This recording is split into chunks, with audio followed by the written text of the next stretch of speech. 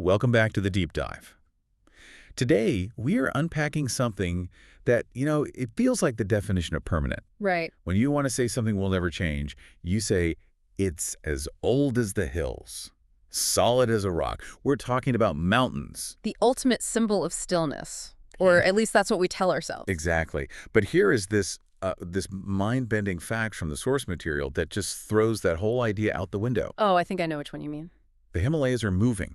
They aren't just sitting there. They're alive.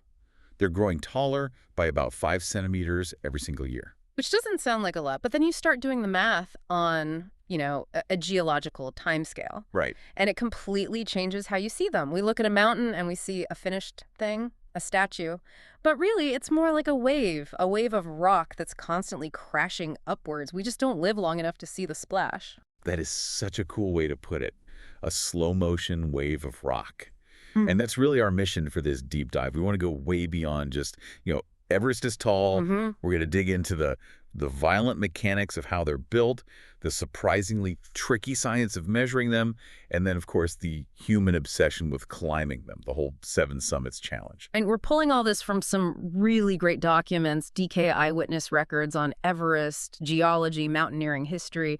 And what's cool is they treat the mountain not just as a pile of rock, but as a living landform that makes its own weather, its own biology. It's a whole ecosystem. I have to say, I was scrolling through and saw a comparison to a mountain on Mars that totally broke my brain. We'll get to that. Oh, yes. But I want to start with their birth. You used the word violent. And that seems right because building the Himalayas wasn't exactly a gentle process, was it? Not even close. It was, and I mean it still is, a collision on an absolutely epic scale. To get why Everest is there, you have to rewind about 50 million years. Okay. The map of the world looked completely different. India wasn't attached to Asia at all. Right. It was just its own continent kind of floating around. Exactly. It was a massive island on its own tectonic plate, and it was moving north across the ocean at what geologically was just reckless speed, like 15 to 20 centimeters a year. That's incredibly fast for a continent. Yeah. So India is just speeding up the highway of the Earth's crust. You could say that. And inevitably, it crashed right into Asia. And that's the key. Usually when plates collide, one slides under the other. Right, that's subduction. The heavier one sinks. But here you had 2 huge, buoyant land masses. Neither of them wanted to sink. They were too light, so the rock had nowhere to go but up. Okay, I like the car crash analogy for this. It's hard to picture rock folding like a rug, but if you think of a head-on collision, Yeah. the hoods of the cars, they don't just vanish. They crumple. They buckle upwards. That crumpled metal, that's the mountain range. That's a perfect analogy. The hood of India is still crumpling against the hood of Asia.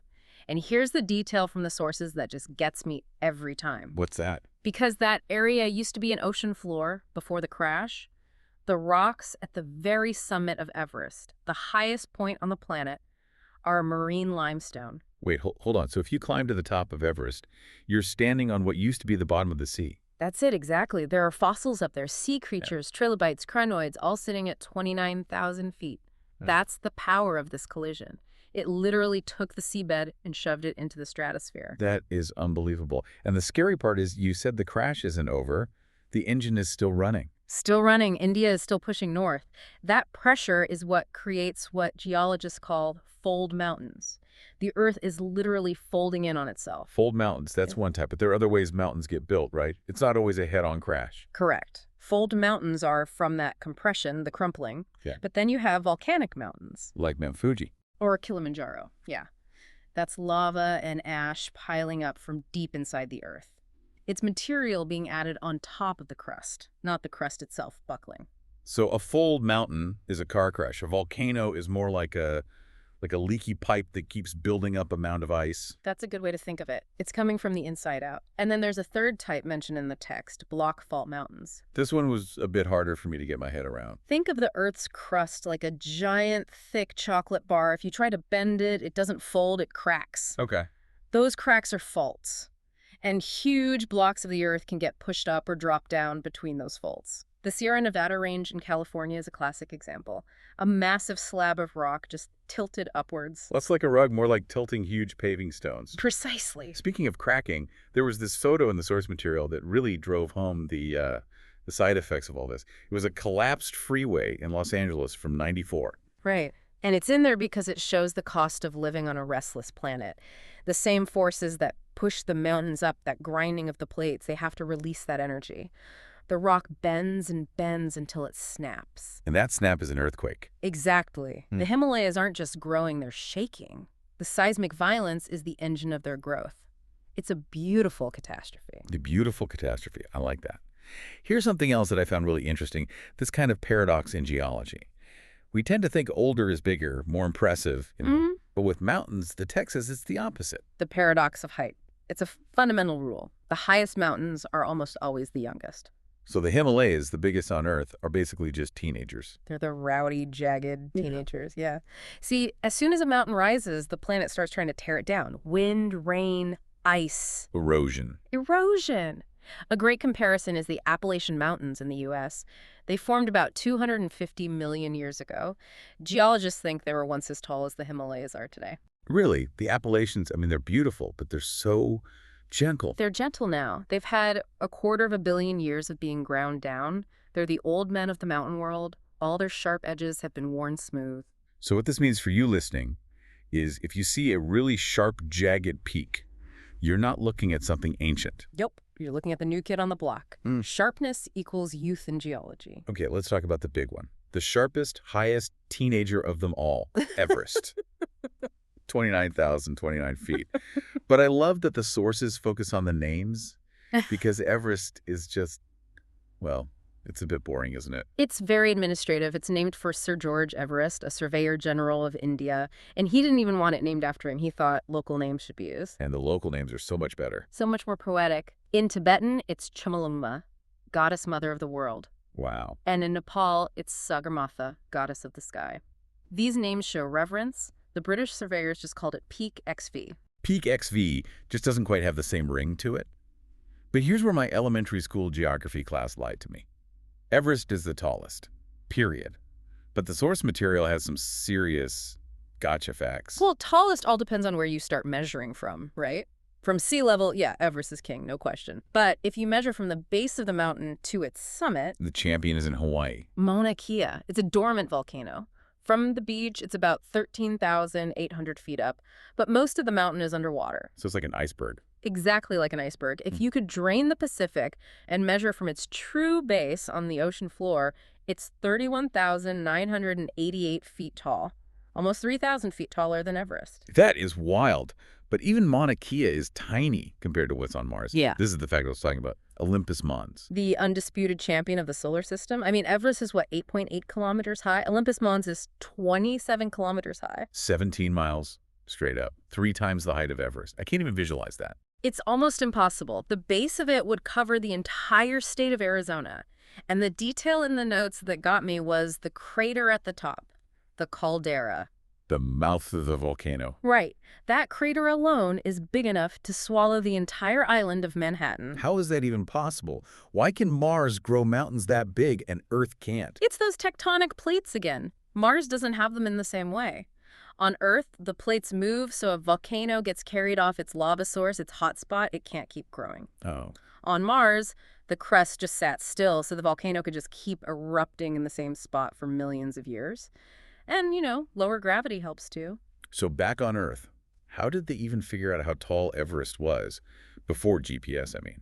They didn't even climb it. No, they couldn't get near it.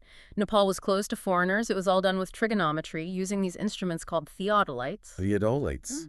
Sounds like a dinosaur. It does. It's basically a really precise telescope on a tripod. They set them up hundreds of miles away in India, measured the angle to the summit, and then used high school math to calculate the height. It sounds simple, but I imagine it was a nightmare. Oh, it took decades. But they were incredibly accurate. Their final number was 29,002 feet. They were only off by 27 feet. That's amazing for the 1850s. Okay, so there's measuring the rock, but there's also measuring the air. There's a great story about Blaise Pascal. Yes, back in 1648. He wanted to prove that air has weight and that it gets thinner as you go up. So he had his brother-in-law carry a tube of mercury up a mountain in France. And what happened? As he went up, the column of mercury dropped. It proved the air at the top was lighter, less dense. The weight of the atmosphere was less. And that's the thing that kills you on Everest, isn't it? It's not just the cold, it's the lack of air. It is the critical factor. At 18,000 feet, which is just base camp, the air pressure is half of what it is at sea level. So your lungs have to work twice as hard to get the same amount of oxygen. And by the time you reach the death zone, above 26,000 feet, your body is effectively dying. It can't adapt. You're suffocating. Which makes it all the more crazy that people decide to climb it. And not just it, but the highest one on every single continent. Yeah. Let's talk about the 7 summits. The 7 Summits is this fascinating modern challenge, but it actually started a huge argument in the climbing world. Right, the which mountain counts debate. Yeah. But first, the pioneer, Dick Bass. He wasn't your typical mountaineer. Not at all. He was a Texas oil tycoon, a wealthy amateur in his 50s who just set this goal for himself. He hired the best guides, and on April 30th, 1985, he stood on top of Everest and completed the list. And that kind of launched the whole commercial guiding industry we have now. It completely changed the game. But then, a year later, along comes Pat Morrow, a Canadian photojournalist, and he says, "Congrats, Dick, but I think you climbed the wrong mountain." This is the famous Kosciuszko versus Karstens thing. Exactly. It's about how you define the continent. If you just look at the landmass of Australia, the highest point is Mount Kosciuszko. Which the source calls a hill that provides no real challenge. It's a walk-up. You could do it in sneakers. Pat Morrow said that violates the spirit of the challenge. He argued you should look at the whole tectonic plate of Oceania. Which brings in Karstens Pyramid. In New Guinea. And Karstens is a whole different beast. The description makes it sound like something out of Indiana Jones. A limestone spike in the middle of a rainforest. It is. You need actual rock climbing skills. Ropes, harnesses. So for serious climbers, the list with Karstens is the real one. It separates the tourists from the mountaineers. Let's do a quick tour of the others. North America, Denali, or Met McKinley? The coldest. It's just below the Arctic Circle. Ferocious weather, tons of avalanches. A really serious, dangerous mountain. South America, Aconcagua. The White Sentinel. Highest peak outside of Asia. It's not super technical, but it's a brutal endurance test because of the altitude and the insane winds. And Europe. I always thought it was Mont Blanc. That's a common mistake. Mont Blanc is the highest in the Alps. But the highest in the continent of Europe is actually Mount Elbrus in Russia. And it's a volcano, right? A twin-headed, extinct volcano, nearly 3,000 feet taller than Mont Blanc. And finally, Africa, Kilimanjaro. Another volcano, but this one's near the equator. So you're hiking through a hot savanna, and then the summit is covered in glaciers. It's this incredible contradiction. Though the notes say those glaciers are shrinking fast. They are. It's a fragile icon. You mentioned glaciers, and that's the perfect transition. We talked about how mountains are built by this incredible violence, but they're also destroyed by it. The great geological cycle. As soon as it rises, it starts getting torn down. And the most powerful tool for that is the glacier. The source calls them slow rivers of ice, which sounds kind of gentle. It's anything but. They're massive, they're heavy, and gravity is pulling them downhill. They act like giant sheets of sandpaper, ripping rocks out of the ground and carving the mountain as they go. So they create those U-shaped valleys. They scoop them out. A single glacier can move millions of tons of rock a year. The piles of debris they leave behind are called moraines. But the most terrifying part, for climbers anyway, is the icefall. The Khumbu Icefall on Everest. It's the nightmare of every Everest climber. Imagine a frozen waterfall. As the glacier moves over a steep cliff, the ice can't bend, so it just shatters. Into what? Into deep crevasses and these huge, towering blocks of ice called seracs. Blocks the size of houses or apartment buildings. It's all moving. Constantly moving. These blocks can tilt, shift, and just collapse without any warning. Yeah. Climbing through it is like navigating a maze that's actively trying to kill you. It's the mountain grinding itself apart. It's humbling. So let's recap this whole journey. Yeah. We started with the Indian plates smashing into Asia, crumpling the Earth's crust to make the Himalayas. We learned the sharpest peaks are the youngest ones, the teenagers. And we looked at how we measure them, only to find out Mauna Kea is taller, and Olympus Mons on Mars just blows everything away. We toured the 7 summits, debated whether a walk in Australia counts. It doesn't. And then we finished with the glaciers, these rivers of ice that are relentlessly grinding these giants back down to nothing. It just shows you that a mountain isn't a thing, it's a process. It's a geological event that's still happening. It's a battleground between uplift and erosion. It really changes how you look at them. Absolutely. So here's the final thought I want to leave you with. We know the Himalayas are growing 5 centimeters a year, but erosion is also tearing them down constantly.